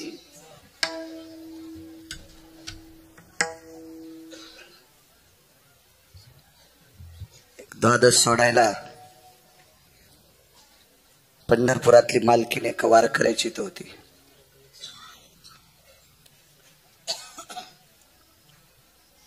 ती द्वादशी होती मंगळवारची. एकादशी सोमवारची आलती. त्या एकादशीला भजन त्या वारकऱ्याच्या इथं झालं. त्या भजनात पकवाज वाजवायला इंद्र होते. भजन म्हणण्यासाठी भगवान शिवशंकर होते, नारद होते, तुंबर होते, सांब म्हणजे शंकर होते. रात्रभर एकादशीचा जागर झाला. सकाळी द्वादशी सोडायची. काय स्वयंपाक करायचा? काशीतल्या मालकाचं, नारदाचं आणि तुंबराचं भजन ऐकत असताना, इंद्राचा पकवाद ऐकत असताना सगळे तल्लीन झाले. स्वयंपाकाचं कोणाला ध्यानच नाही. द्वादशीला काय करा आपण ध्यान नाही कोणाला. करायचं काय आता? कशी द्वादशी सोडायची? ऐन वेळेला दही मागून घेतलं आणि भात शिजला आणि दही भातावर द्वादश सुटली. भगवान शिवशंकर जेवले, गिरिजा माता पार्वती आईसाहेब जेवल्या, ब्रह्मदेव जेवले, सावित्री आईसाहेब जेवल्या, इंद्र जेवले, शची जेवली, इंद्राची पत्नी शची, जयंत जेवले, जयंती जेवली, नारद जेवले, तुंबर जेवले. हे जेवताना बघायला पैठणचे मालक होते. हे सगळे लोक जेवत असताना पाहायला कोण होतं माहितीये? पैठणचे मालक होते. सगळे जेवल्याच्या नंतर चोखोबाराय बोरीच्या झाडाला हात दिलं. भक्त म्हणावे तयाच्या. उदाहरण क्रमांक 2. दारात बोरीचं झाड होतं, त्या झाडाच्या गुंथ्याला हात दिला. धर्मपत्नी जवळ आल्या. नाव होतं सोयराबाई. धनी काय वाणी असेल हो. धनी, धनी शब्द उच्चारला. धनी धनी. नवऱ्याला धनी म्हणणार बाई आहे का? तिने हातवरी करा, तिच्या चपलाची पूजा करतो मी. किती कीर्तनकार फुकल्यावर सुधरत आणतो मी. पहिली गोळी मला घाला. गुणाला किंमत आहे, देखाव्याला किंमत नाही. बाईनं मालकाला धनी हा शब्द म्हणत असताना जीभ वाकत नसेल, तुमच्या जिभेला वेल्डिंग झाली नाही, वाकू द्या, पण मालक म्हणी जा ना. जी स्त्री आपल्या मालकाला आदराचा शब्द टाकती, त्या स्त्रीला पंढरपुरातला मालक हृदयात ठेवतोय. सोपा परमार्थ आहे. सोपा सोपा सोपा. आपलं काखात कळसन गावाला वळसा. बिनगी बागला तर जन अख्ख्या बायाली विचारायली मै कळशी पाहिली का? ए द्वारका, तू ह्याच बागलात कळशील, तू काय दुसऱ्या बायाली विचारायली? काही माणसाला चष्मा घालून रिकाम्या टायमात वरी घालायचा नाद असतो. असं वरी नेतीत रोज केला. आणि पप्याच्या माईल म्हणला, ए मा चष्मा कुठे? ती म्हणली, बाई तुम्ही कुठं ठोतात? 2 रट्टे दिले पप्याच्या माईला. ती तशीच उठली की माहेराला निघून गेली. महिनाभर येऊ सप्तेत धुंडू लागला. मग जाऊन सासूच्या पाया पडला, सासऱ्याच्या पडला, मेहण्याच्या पडला आणि पप्याच्या माईच्या पडला. म्हणला त्या पाया पडतो, सप्तेशिवाय काही थाराच नाही. ती म्हणली, मारलंच कस काय? मा चष्मा विचारला. मग तुमच्या डोक्याला होता ना.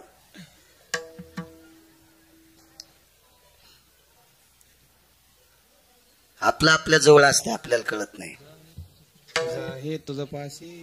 इथं बसलेल्या तरुणांचा सर्वात मोठा देव आहे तुमचे मायबाप. मायबापाचं दर्शन घेणाऱ्यानं भारतातल्या कोण्याच महाराजाच्या नाही पाया पडत तरी चालतंय. पण मायबापाचं दर्शन न घेता महाराजाच्या थैल्या वागित असेल तर ते भाडवा आहे. विठाला विठाला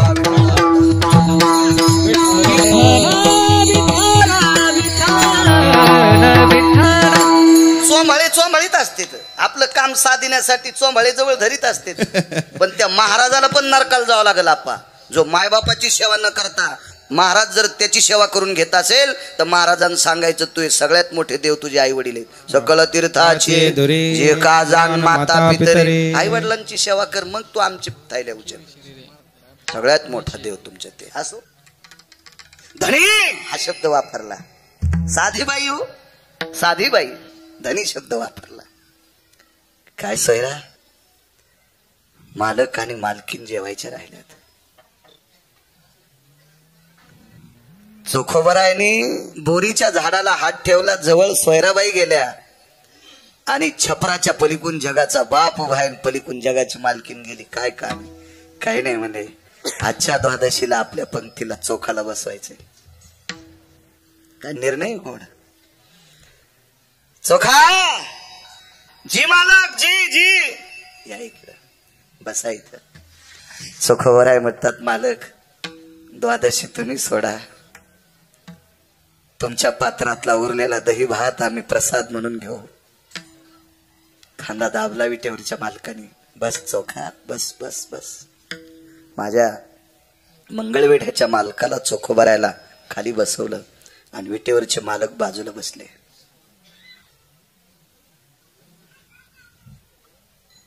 मालकीन हुशार आहेत विटेवरच्या. मालकिनीच्या लक्षात आलं चोखोबरायला एका मांडीला घेतलंय आणि आपले मालक दुसऱ्या मांडीला सोयराला घेतेन. आपलं असं ढोलकं वाजन, आपलं पुण्य कमी पडेल म्हणून तात्काळ सोयराबाईचा हात धरला आणि विटेवरच्या मालकिनीनं सोयराबाईला आपल्या मांडीच्या बाजूला घेतलं. देव भक्ताच्या सानिध्यात देवाला लय आवडत. आणि मग देवानं आवाज दिला, ए कर्ममेळा, ए कर्ममेळा. जी मायबाप, मायबाप शब्द त्या काळात, मायबाप हा शब्द चोखोबरायचा होता. जी मायबाप हा रानोबा नावाच्या वारकऱ्यांनी प्रसिद्ध केलेला शब्द. रानोबा हे कर्ममेळ्याचे आजोबा होते. कर्ममेळा, जी मायबाप इकडे या. चोखोबरायला आरोतुर आणि चोखोबरायच्या मुलाला विटेवरचे मालक आवाजावं, या कर्ममेळा, या इकडे या या या या या. कारण सांगतो, रानोबा कळाल्यावर भजन करीत होते. चोखोबरायला बापाची परंपरा म्हणून भजन करता आलं, पण चोखोबरायला झालेला मुलगा झाल्या झाल्याच भजन करीत. उपजता कर्म मेळा वाचे विठ्ठल वाचे विठ्ठल वाचे विठ्ठल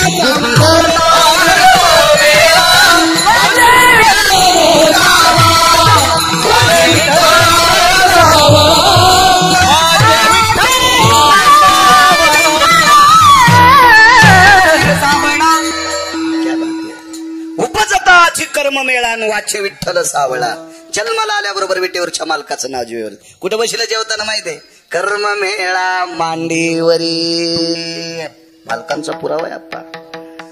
जेवत असताना, द्वादशी सोडत असताना विटेवरच्या मालकाने चोखोबराय मांडीच्या जवळ घेतले आणि चोखोबरायचा पुत्र मांडीवर घेतला आणि पहिला दह्याचा आणि भाताचा घास स्वतः खाऊ घातला आणि उष्ट्या बोटानं मग भात आपण खाल्ला. एक जण म्हणला गिरगावकराच्या गोळ्या संपल्या असतील का? त्या काळात अस्पृश्यता किती होती बघत होतो आपण. आपल्या सगळ्यांच्या जन्माच्या अगोदर बापा तुम्ही असताल, बापू तुम्ही, सोपान सदानंद गुरुजी तुम्ही, तुमच्या लहानपणी अस्पृश्यता जास्त होती. तुमच्या लहानपणी विशिष्ट प्रकारच्या, काका तुमच्या पण लहानपणी थुकायचं असेल तर गाडग्यात थुकावं लागत होतो बरं बुवा. मग 700 वर्षापूर्वी किती अस्पृश्यता असतील? गिरगावकराच्या गोळ्या संपल्या असतील. विटेवरचा मालक चोखोबासोबत कसा जेवल आणि चोखोबाचा मुलगा मांडीवर घेऊन त्याला भात कसा खाऊ घालील आणि त्याच्या उष्ट्या बोटानं आपल्या तोंडात भात कसा घालील? त्याला म्हणलं सोमळ्या माझ्या गोळ्या नाही संपल्या. मी काय तिथं पाहिला नव्हतो, पण विटेवरचा मालक चोखोबाराय सोबत जेवला हे पाहण्यासाठी पैठणचे मालक होते. एका जनार्दनी आईसी चोखियाची मात, एका जनार्दनी आईसी चोखियाची मात, जेवी पंढरीनाथ राजा सावे, जेवी पंढरीनाथ राजा सावे. एका जनार्दनी आईसी चोखियाची मात, एका जनार्दनी चोखियाची मात.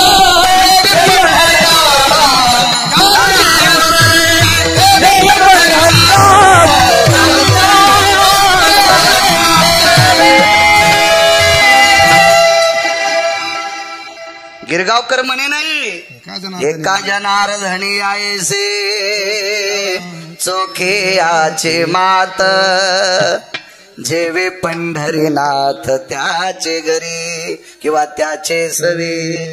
मालक जेवले, पैठणचे मालक सांगतात. बरं पैठणचे मालक सामान्य अधिकारी 36 वर्ष जगाचा बाप त्याचे कपडे धुवाला, एवढ्या अधिकाऱ्यांचं वाक्य. जेवण आटपलं, आईसाहेब घरी आल्या, मालक घरी आले.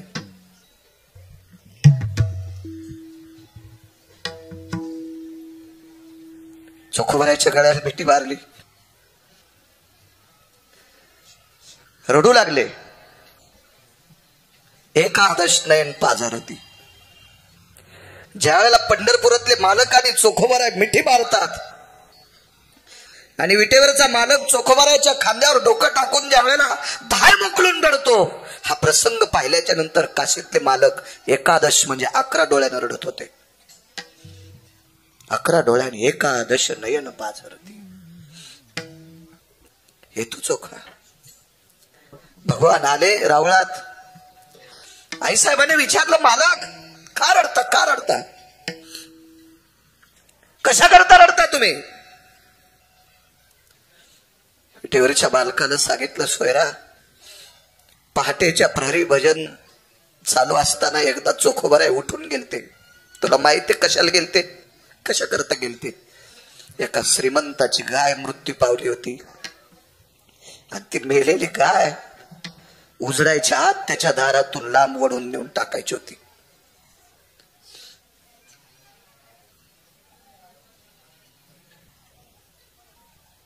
मग मालक लक्ष्मी रुक्मिणी त्या श्रीमंत माणसाने चोखावर कृपा केली आणि त्या काळात शेर आदली तांदूळ त्यानं चोखोबाला देऊन टाकले होते. त्याच्या कष्टाच्या दामातले तांदूळ होते ग भाताला. त्यानं पहाटेच्या प्रहरी गाय ओढून नेऊन टाकली रे मृत झालेली, आणि त्या तांदळाचा भात द्वादशी सोडायला होता. एक पुरावा आहे, द्वादशीच का सोडली त्याचा पुरावा आहे. सोमवारी एकादशी विमान उतरले पंढरीसी, विमान उतरले पंढरीसी, एकादशी सोमवारी, सोमवारची एकादशी.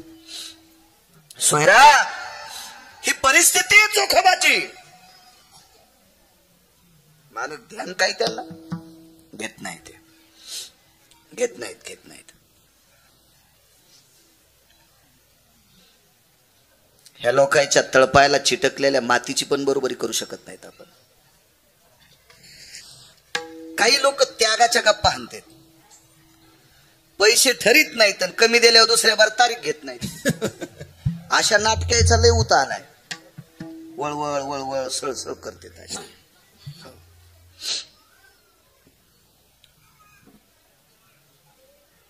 ते चोखोबारा आहे. आईसाहेबांना सांगितलं, मालक मी चोखोबाला श्रीमंत करू का? विटेवरचे मालक म्हणले, शांत बस, शब्द वापस घे.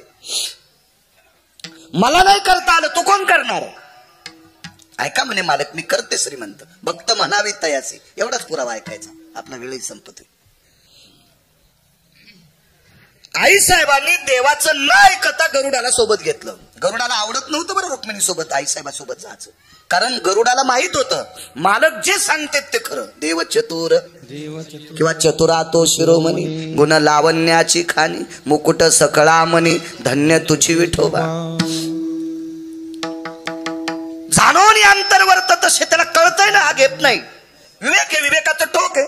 अहो माणसं म्हणते तो माझ्यासारखा चालू कोणीच नाही. मग तू यासारख्या चालूला जनजन्माला घातलं, तो किती चालू असेल याचा तर विचार करावा ना. माझ्यासारखा हुशार कोणीच नाही, मग तुला कोणी जन्माला घातलंय, तो किती हुशार असेल याचा तर विचार करावा लागेल की नाही. आईसाहेब ऐकल्या नाही.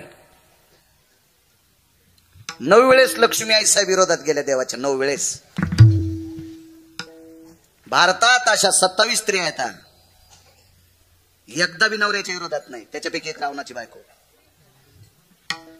रावणाची पत्नी, विरोध सांगू नवऱ्याच्या विरोधात.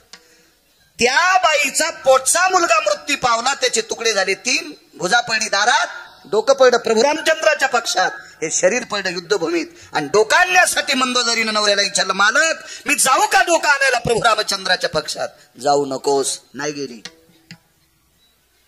आताची बाई असती तर काय म्हणली असती, मेल्या तू अक्कल गाण थुली का रे, मग पोटचा गोळा मेलाय रे, त्याचं डोकं आणायला चालले रे. हे तर लय साधा शब्द वापरलाय, लय पलीकडे बोलली असती हल्लीची बाई. नाही गेली बाई, नाही गेली बाई. आईसाहेब 9 वेळेस चुकीचं केलं. एकदा सांगू तुम्हाला, राधाईस राणी ज्या वेळेला मांडीवर बसल्या प्रभू रामचंद्र आपलं विटेवरच्या मालकानं राधा राणीला मांडीवर बसलो, त्यावेळेला आईसाहेबाला राग आला, खालीवरी बोलल्या आणि दिंडी रोवनात खाली आल्या.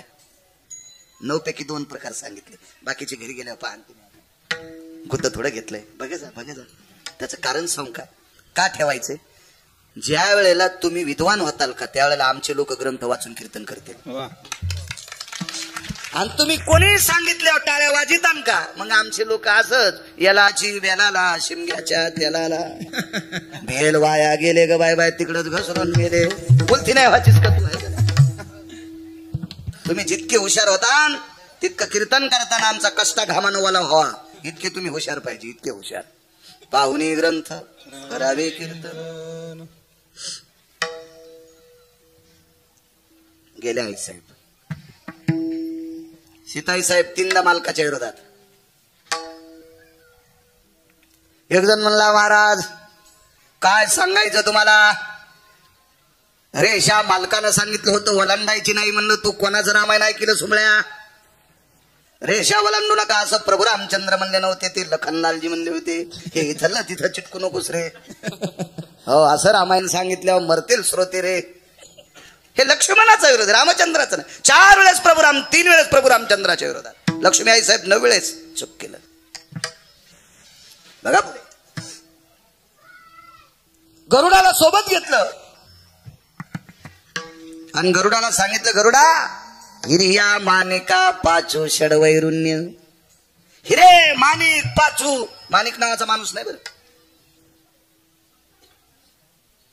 माणिक एक, षडवैरुण्य आप्पा, पाचू पाचुंदा नाही, हिरे सुप्त जय, अशा 5 घागरी भरल्या. विनतेची आसुते पराक्रम केला, द्रव्य राशी विस्तारिला पापनाशिनी तिरे. विनतेचा पुत्र गरुड यानं पराक्रम केला, 4-5 घागरी पायात पकडल्या आणि पापनाशिनीच्या तीरावर म्हणजे गंगेवर म्हणजे चंद्रभागेवर लिंबाचं झाड आणि त्या लिंबाच्या झाडाखाली 5 घागरी टिकून दिल्या. त्या करत होते.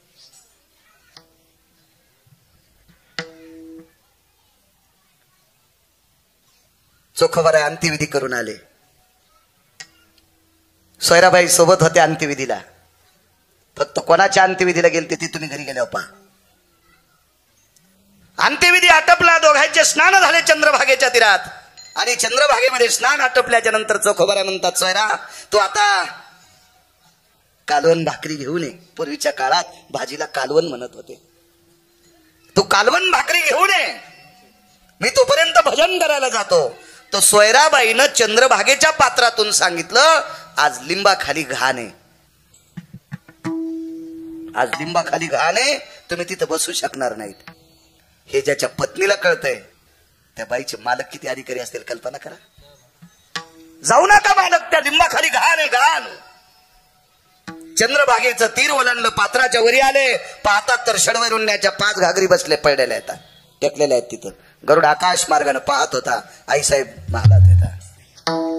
चोखोबाराने लिंबाचा त्याग केला. 3ऱ्या दिवशी लिंबच वाळला. 3ऱ्या दिवशी लिंबच वाळला, लिंबच वाळला.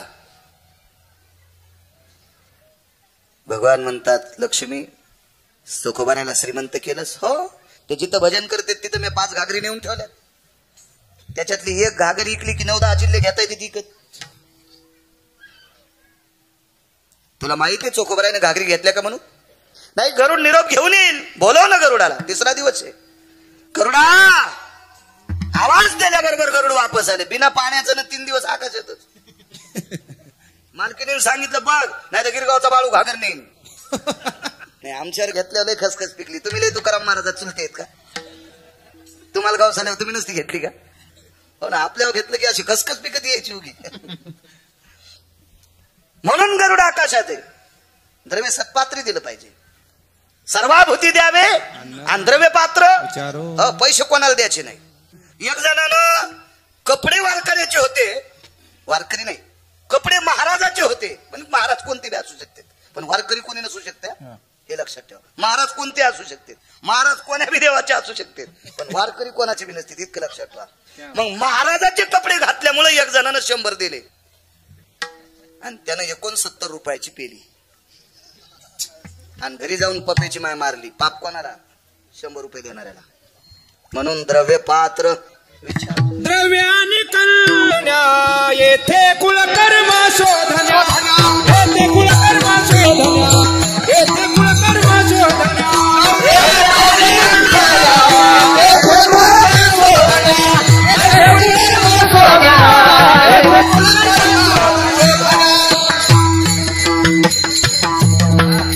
कोणालाही पैसे द्यायचे नाही, कन्या कोणाही नालायकाला द्यायची नाही. शेषानं मुलीला सांगितलं होतं, ऐके सुलोचने एत धारयम शिरसाति प्रविष्टयम आनंता स्थित सहोदरम शेषायाम सकन्या भवम वरुताति भयम त्यागे श्रीलंकेशायाम.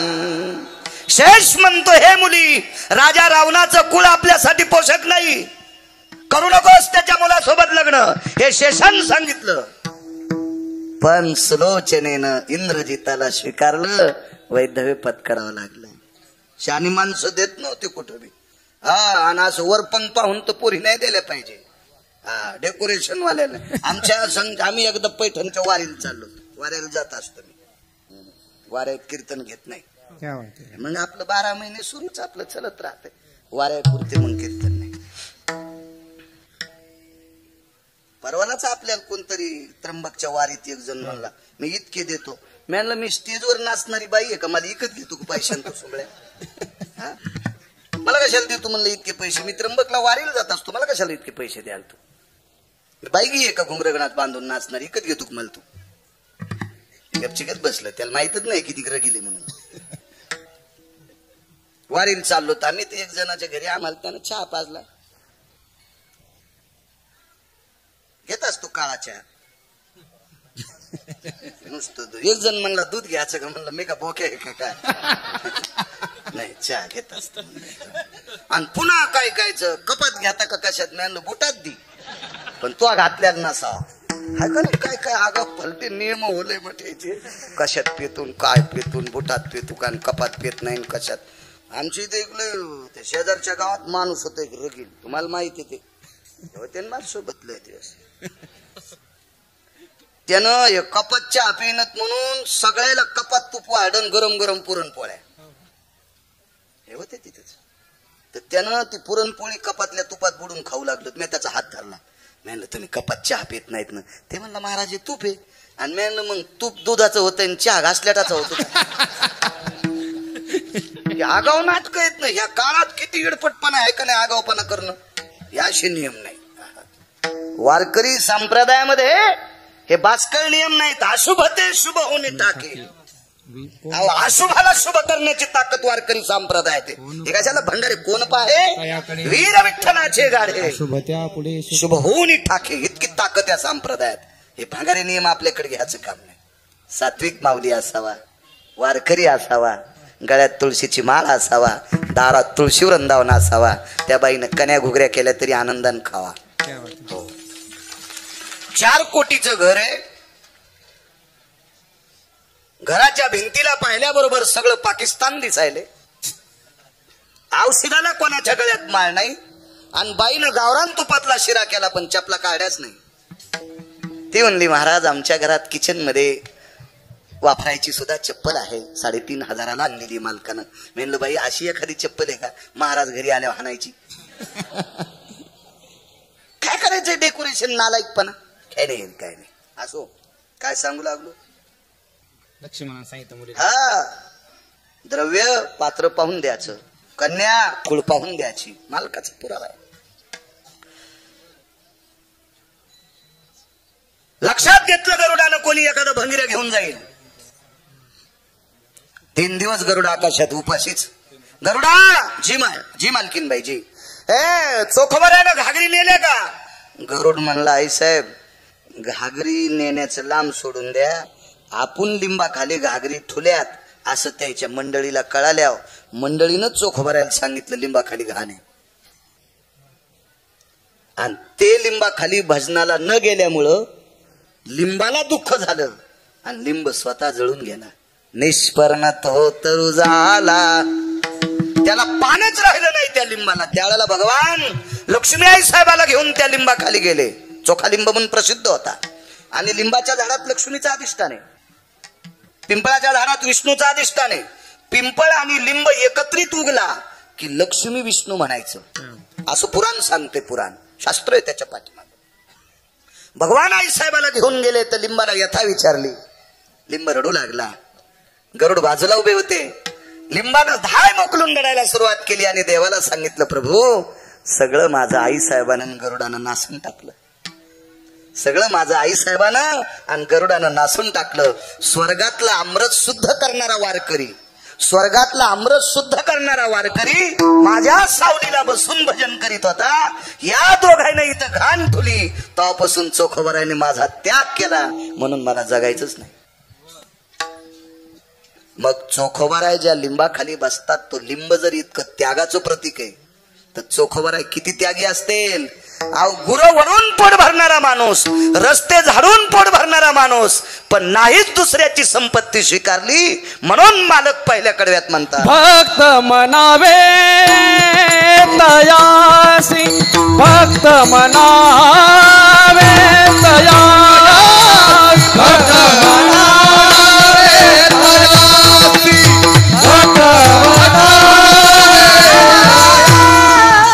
भक्त मनावे तयासी, भक्त मनावे तयासी,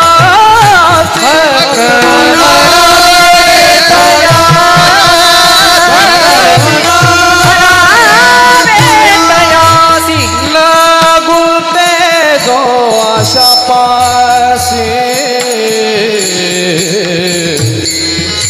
लगुते जो आशा पासी, लगुते जो आशा पासी, आशा पासी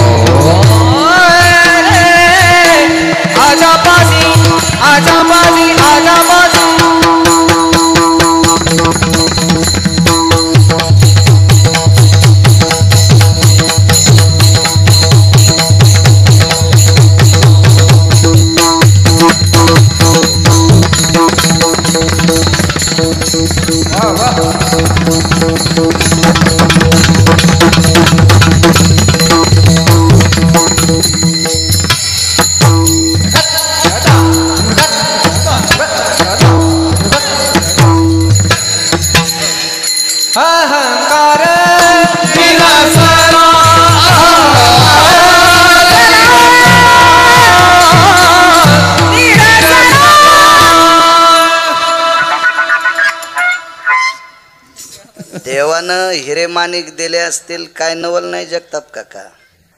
आपा 124 यज्ञ केलं, अमृत शुद्ध नव्हतं झालं. 124. आता यज्ञ अष्टमीला करता ना तुम्ही, यज्ञाची सांगता कशाने असती सांगता येईल का? यज्ञाची सांगता पूर्णावतीन नाही. वा वा वा, विडाला विडाला विडाला. 124 यज्ञ केले, 123च केले. 24वा यज्ञ करण्यासाठी मुलगी लागती, म्हणून जयंती नावाच्या मुलीचं लग्न तात्काळ केलं आणि तो 24वा यज्ञ केला. दशरथ राजाला सुद्धा एका यज्ञासाठी शांता नावाची कन्या घ्यावी लागली. तिचं नाव होतं शांता. ती कोणाची होती मात्र ते तपासा. इथून पुढे तुम्ही आता चिठ्ठ्या द्यायचं शिका, म्हणजे आमचे लोक अभ्यास करतील. परवाली एक जणांनी मला चिठ्ठी दिली, म्हणले योगी 28 विटेवर उभा, कवापासून ऐकायलो म्हणले 28 युग 28 युग, सगळे सांगा बरं. धोतर ओलं झालं घामान. ते म्हणला 5 तर मलाच माहित आहेत, सत्ययुग, त्रेतायुग, क्रतायुग, द्वापारयुग, कलियुग, 5 मला माहित आहेत. तुम्ही सांगा म्हणलं तांबद युग, पुढचं सांगा म्हणलं टाइम संपला ना रे, 9 वाजून गेले, मग पुन्हा सांगू आहे का नाही. असे जर लोक झाले तर आमच्या लोकांना अभ्यास करावा लागेल. आणि तो हुशार झालेत लोकांना, आता ग्रंथ विकत घ्यायचं काम नाही, मोबाईल मध्ये सगळं पाहू शकतात लोक, हुशार झाले लोक. वेळ संपला राजा. 124 यज्ञ केल्याच्या नंतर अमृत शुद्ध होत नव्हतं. 2च मिनिटात रामकृष्ण नामाच्या ताकदीत अमृत शुद्ध केलं. काय दिलं नसतं इंद्रानं? नाही स्वीकारलं. एका बाईला वैकुंठ देव केलं, स्वर्ग देव केला, भगवान शिवजीला विचारून कैलास देव केला, ब्रह्मदेवाला विचारून सत्यलोक देव केलं. पण ती बाई म्हणली नको देवा, नुसतं भजन केलंय, तू दिलेल्या श्वासाचे जन्मभराच्या श्वासा इतके मोजी येले दाम बाई मी हिकत घेतला श्याम. नकोय म्हणले, नको मला काही नकोय देवा, एकच देऊन टाक, फक्त मला तू या कपाळावर बसव. म्हणून गोपीचंद उठी. मग गोपीनं जिथं शरीर समर्पित केलं तिथली माती कपाळाला लावली, नाही घेतलं. भक्त म्हणावे तयासी. निळोबाला ज्या महाराजांना देवाच्याही पलीकडचं मानायचे, निळा म्हणे आम्ही नोळखोजी देवा, तू कयाचा धावा करीत असो. आणि त्या तुकोबारायला 36 किलो सोन्याचा नजराना पाठीला. 2 मिनिटात एवढा पुरावा सांगतो, कारण वेळेला 9ला सोड, पहिल्यासारखा राहिलाच नाही बाळ्या. आता काठाव कीर्तन सोडायला दोन्ही कुणा बोलत येत ना माणसं. 32 किलो सोन्याचा नजराना, 36-32 किलो सोन्याचा नजराना पाठीला. देहूतली एक सामान्य बाई होती, ती तुकोबारायची श्रोता होती. तिनं सांगितलं होतं, ही बाई किती अधिकारी होती सांगू. हिला 2 गोष्टीचा पुण्याचा पर्व काळ होता. एक तो तुकोबारायची श्रोता होती एक, आणि दुसरी गोष्ट अनगडशा फकीराला भाकरी घालीत होती. अनगडशा फकीर दुकानात धोपण का आणणारा नाही. अनगडशा फकीर, ज्या फकीराने तुकोबारायच्या कीर्तनातल्या घोंगडीची घडी करायची, इतका अधिकारी फकीर होता. सिद्ध फकीर होता तो फकीर.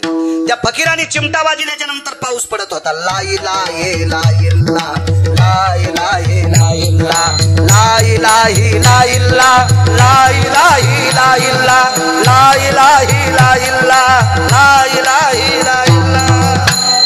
चिमटा वाजित होतो आणि पाऊस पाडित होतो. चिमटा वाजून पाऊस फक्त 8च लोकांनी पाडला. त्याच्यापैकी तुकोबारायच्या काळात अनगडचा फकीर आणि 1952 साली आग्र्यामध्ये एक साध्वी स्त्री होती. आग्र्यामध्ये एक साध्वी स्त्री होती.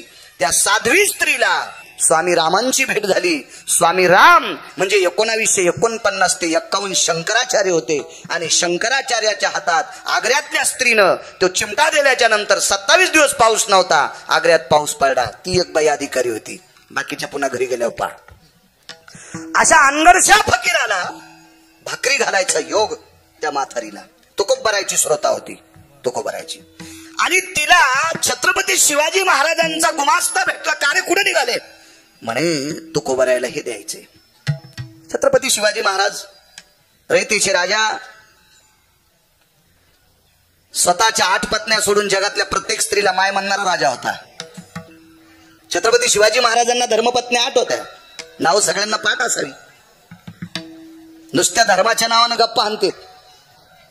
काही त्याच्या नावावर निवडून येते तरी त्याला पाठ नाहीत. छत्रपतींना बायका किती कानो बापा, तो तर आणायला पाहिजे. तो 8 पत्न्याच्या व्यतिरिक्त जगातल्या प्रत्येक स्त्रीला आई म्हणत होता. अरे काळ्या रात्री चमकत होत जिच्या रूपाचं ऊन, अशी देखणी होती एका मुस्लिमाची सुन. अरे तिला पाहुणी आई म्हणाला, अरे तिला पाहुणी आई म्हणाला राजा तो सिलवान.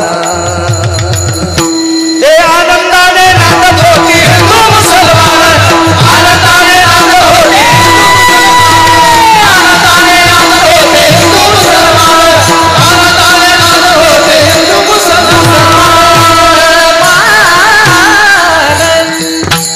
विरोधकाची सून, कल्याणच्या सुभेदाराची सून. अरे तिला पाहुणी आई म्हणाला राजा तो सिलवान. तिला सुद्धा आई म्हणून खना नारळानं वटी भरली आणि वापस केली. अशा राजाने तुकोबारायचे कीर्तन मावळात ऐकले. आणि ज्या दिवशी छत्रपती आपल्या कीर्तनात येणार आहेत, हा एका गुमास्त्याच्या हाती निरोप तुकोबारायच्या पकोद्याला लागत होता. श्रीमंत श्री देहूतल्या मालकांचे मृदंगाचार्य सोनबा ठाकूर होते. सोनबा ठाकूर आणि सोनबा ठाकरांना निरोप लागल्याच्या नंतर सोनबा ठाकूर सांगायचे, मालक आज रयतेचे राजा आपल्या कीर्तनात येणार आहेत. त्या दिवशी तुकोबारायांनी पायकीचा अभंग घ्यायचा. ग्रामपंचायतचा सदस्य ज्याला व्हायचा त्यानं 5 अभंग पायकीचे पाठ करावा, तर ग्रामपंचायतचा फॉर्म भरावा. नाही तर गाव बुडू नकोस रे तू, कशाला करतो आगावपणा. आमदाराला किमान पायकीचे 51 अभंग पाठ असावा, तर त्याला पांडुरंगाच्या मंदिराचं तोंडच कोणीकडे पता नाही. मी काय कोणाला राजकारणाला उद्देशून बोलत नाही, आपली काय पात्रता आहे ती, पण मी उपदेश सांगायला लागलो. उपदेश पायकीचे अभंग म्हणजे राजाने जनतेशी कशी सेवा करावा हे पायकीतल्या अभंगाचा संदेश आहे. मी तर वक्ते बाबांचा निर्वाळा ऐकला, पण इथेच मला वाटतंय आपल्या कीर्तनात एके दिवशी एक महात्मा होते, लहवीतकर महाराजांच्या मुखारविंदातून आपल्या शेलूला कीर्तन झालतं एकदा. त्यांनी तिथे सांगितलं होतं की तुकोबारायाच्या कीर्तनात छत्रपती शिवाजी महाराज बसल्याच्या नंतर ते पायकीचे अभंग घेत होते. त्यांना बऱ्यापैकी गाथ्यावरचा अभ्यास आहे महाराजांना. मागे भेट झाली माझी, मी प्रणाम केला, साष्टांग प्रणिपात. मोठ्या माणसांना प्रणाम केला पाहिजे, आपलं चांगलं होत असते.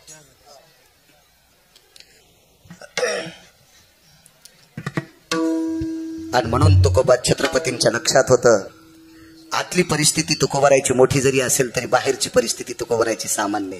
पाहुणे घराशी आजी आले ऋषिकेशी, काय करू उपचार कोप मोडके जर्जर, ही परिस्थिती तुकोबारायची.